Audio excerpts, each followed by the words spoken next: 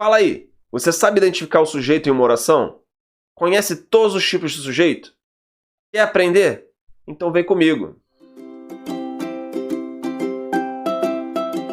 Fala galera, tudo bem? Aqui é Fernando Melo para mais uma aula de língua portuguesa. Hoje eu estou começando uma série sobre as funções sintáticas do período simples e eu vou começar com o sujeito. Também te peço para rapidinho você deixar o seu like e se inscrever no canal. E vamos para a aula. Em primeiro lugar, é importante entender o que é o sujeito e como identificá-lo. E para isso eu trouxe 3 definições para você entender completamente esse assunto. A primeira definição diz que o sujeito é o termo do qual a gente fala. A menina é bonita. Estamos falando da menina. Então a menina é o sujeito. O rapaz caiu da escada. Falamos agora do rapaz. Então o rapaz é o sujeito. A empresa passa por dificuldades. O termo do qual a gente fala é a empresa. Então a empresa, nesse caso, representa o sujeito. E a segunda definição diz que o sujeito é o termo a que o verbo se refere. Eu não sei o que é um verbo. Vou deixar o card aqui sobre a aula de verbos para você aprender sobre isso. Depois que você identificar o que é um verbo, é só perguntar para ele o que é que ou quem é que. A resposta vai ser o sujeito. O ladrão fugiu da polícia. O verbo aqui é fugir. Aí você pergunta para o verbo, quem é que fugiu? O ladrão. O ladrão aqui é o sujeito. As pessoas correram com medo. O verbo é correr. Quem é que correram? As pessoas. As pessoas é o sujeito. O fofoqueiro ficou no lugar. Verbo ficar. Quem é que ficou? O fofoqueiro. O fofoqueiro representa o sujeito. O fofoqueiro sempre fica, esse é um fato.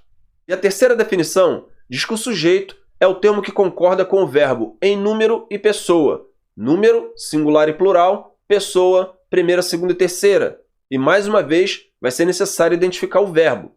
Veja só as frases. Eu dormi o dia inteiro. Verbo dormir. Está conjugado na primeira pessoa do singular. Eu preciso de um termo que esteja na primeira pessoa do singular. Aqui temos o pronome eu. Primeira pessoa e no singular. Então esse aqui é o sujeito. Os enfermeiros trabalharam bastante. Verbo trabalhar. Trabalharam está conjugado na terceira pessoa do plural. Então o sujeito é um termo que está na terceira pessoa do plural. No caso aqui, os enfermeiros. Ângela fez um bolo delicioso. Verbo fazer. Fez aqui está conjugado na terceira pessoa do singular. O termo que está na terceira pessoa do singular é Ângela. Nesse caso, Ângela é o sujeito. Algumas pessoas se confundem porque acham que o sujeito tem que ser uma pessoa. Perceba que as definições que eu apresentei começam com a palavra termo.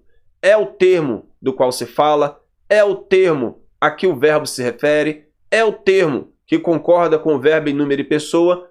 O sujeito é um termo da oração. Ou seja, não necessariamente é uma pessoa. Inclusive, eu usei um exemplo que esclarece bem isso. A empresa passa por dificuldades. A empresa não é uma pessoa, mas nessa oração representa o sujeito. Então, algumas pessoas ficam, esse sujeito é o culpado. Olha só, gente. A palavra sujeito pode significar uma pessoa, mas sujeito, função sintática, não necessariamente é uma pessoa. Outra coisa importante é que o sujeito é uma função substantiva, ou seja, o seu núcleo será sempre um substantivo ou uma palavra substantivada.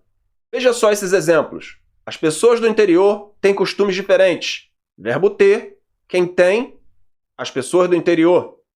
As pessoas do interior é o sujeito e ele é formado por 4 palavras. As pessoas do interior. Qual a palavra mais importante? Pessoas. É aqui tem a informação principal.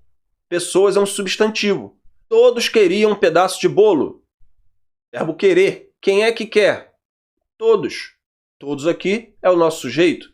Mas todos não é substantivo. Ele é um pronome substantivo. O pronome substantivo é aquele que substitui uma outra palavra. Todos aqui está substituindo um grupo de pessoas. Por isso, ele é um pronome substantivo e pode atuar como sujeito ou núcleo do sujeito. A mesma coisa acontece na frase os 4 se destacaram bastante. Verbo se destacar, quem é que se destacou? Os 4. Os 4 aqui representam o sujeito, com o núcleo em 4. Aqui é um numeral substantivo, pois está substituindo outros termos. Por isso, pode ser o núcleo do sujeito. Veja mais esse caso. As sabichonas erraram todas as questões. Verbo errar. Quem é que erraram? As sabichonas. Esse aqui é o nosso sujeito, núcleo em sabichonas. Essa é uma palavra que normalmente atua como adjetivo, qualificando, mas nesse caso está substantivada pela presença do artigo. Por isso, pode funcionar como o núcleo do sujeito. E antes de eu falar de uma parte muito importante da aula, que são os tipos de sujeito, eu quero esclarecer que nem sempre o sujeito vai estar na frente da oração. Vou deixar 2 exemplos para você. Surgiu, naquele momento, um impasse. Qual o verbo? Surgiu. O que é que surgiu? Um impasse. Então, um impasse é o sujeito. Está lá no final da oração. Mais um exemplo. No verão, o calor aumenta. Qual o verbo? Aumenta. O que é que aumenta? O calor. No caso aqui, o sujeito está no meio da oração. Então perceba que às vezes o sujeito pode ser deslocado de lugar. Existem 5 tipos de sujeito. O primeiro deles é o sujeito simples, aquele que tem apenas um núcleo. As crianças fizeram uma grande bagunça. Verbo fazer, quem é que fizeram? As crianças. Nosso sujeito, núcleo, crianças. Apenas um núcleo. Por isso, sujeito simples. O sujeito composto é aquele formado por 2 ou mais núcleos.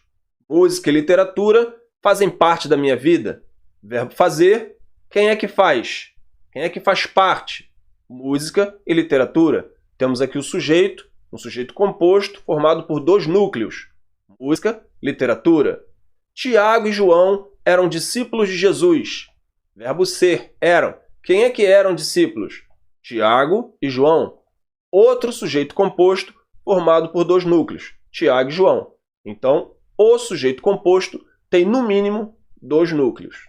Esse aqui é o sujeito oculto, elíptico ou desinencial. É oculto porque não está explícito na oração.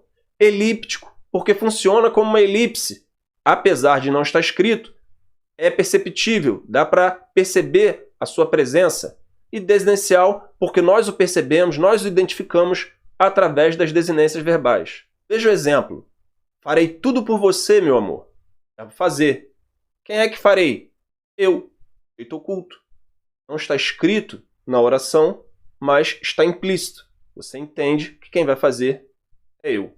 Opa! Chegamos à riqueza da nossa aula. Sujeito indeterminado. O sujeito indeterminado é quando a gente não pode determinar o sujeito ou não quer determinar. Ou seja, é quando eu não sei quem é o sujeito ou não quero dizer quem é o sujeito. E existem 2 formas de indeterminar o sujeito. Uma delas é colocando o verbo na terceira pessoa do plural sem que haja um sujeito expresso. Veja só o exemplo. Falaram algumas coisas de você. Quem é que falaram? Eu não sei ou não quero dizer. O sujeito está indeterminado. Não tem como saber quem é que falaram. Agora, Pamela e Rodrigo falaram alguma coisa de você. Veja bem, agora nós temos o sujeito expresso. Pamela e Rodrigo. Esse é o sujeito composto, indeterminado. Quando eu quero indeterminar o sujeito, eu uso o verbo na terceira pessoa do plural, sem deixar o sujeito expresso. A segunda forma de indeterminar o sujeito é quando o verbo está na terceira pessoa do singular, mais o pronome ser. Isso só vai acontecer quando o verbo não exigir objeto direto. Ou seja, o verbo tem que estar na terceira pessoa do singular, você usa o pronome ser e o verbo tem que ser intransitivo, transitivo indireto ou verbo de ligação. Veja só o exemplo. Precisa-se de mais empregados. Quem é que precisa? Não sei. O sujeito está indeterminado. O verbo aqui é transitivo indireto. Se o verbo exigir objeto direto, vai se tratar de uma voz passiva. Veja o exemplo. Compra-se peças de ouro. Comprar é um verbo transitivo direto. Quem compra, compra alguma coisa. Temos aqui compra-se peças de ouro. É uma voz passiva sintética. Peças de ouro é o sujeito. Se eu transformar essa voz passiva em voz passiva analítica, eu tenho peças de ouro são compradas. Então é importante você se atentar a essa diferença. Para indeterminar o sujeito, o verbo não pode exigir objeto direto. E temos aqui as orações sem sujeito, e eu vou te apresentar os 3 principais casos. O primeiro caso se dá com verbos que expressam um fenômeno da natureza. Choveu muito durante o dia. Verbo chover expressa um fenômeno da natureza, não tem sujeito. Anoiteceu de uma forma linda. Anoitecer também expressa um fenômeno da natureza, não tem sujeito. Mas é importante tomar cuidado com o sentido figurado que esses verbos podem adotar. Choveram socos e pontapés durante o show. O que é que choveram? Socos e pontapés. Aqui nós temos um sujeito. Nesse sentido figurado, o verbo chover não expressa um fenômeno da natureza. Então é bom tomar cuidado. O segundo caso de oração sem sujeito é quando temos o verbo haver, no sentido de existir ou de tempo decorrido. Veja os exemplos. Há 3 maçãs em cima da mesa. Aqui o verbo haver está no sentido de existir. Posso, inclusive, substituir haver por existir. Existem 3 maçãs em cima da mesa. Mas é importante perceber algumas diferenças do uso do haver e do existir. Quando o haver está no sentido de existir, ele fica sempre no singular e não tem sujeito. Já existir passa para o plural nesse caso aqui. Existem 3 maçãs em cima da mesa. Qual o sujeito? Quem é que existe? 3 maçãs. No caso do verbo haver, 3 maçãs é objeto direto. Então, perceba essa diferença entre haver e existir. Quando haver tiver o mesmo significado de existir, não tem sujeito na oração. O terceiro caso é quando temos o verbo ser, estar e fazer expressando tempo ou temperatura. Faz muito tempo que não o vejo. Faz um frio do cão. É 12:30. Está muito cedo. Então você perceba que esses verbos expressando temperatura ou tempo não têm sujeito. É muita coisa para a gente falar sobre sujeito, não é mesmo? Eu vou pedir para você deixar o seu like, se inscrever no canal e acionar o sininho de notificações para você ser avisado sobre o nosso próximo vídeo, nossa próxima aula, que será sobre predicado. Deixo aqui um abraço e até a próxima!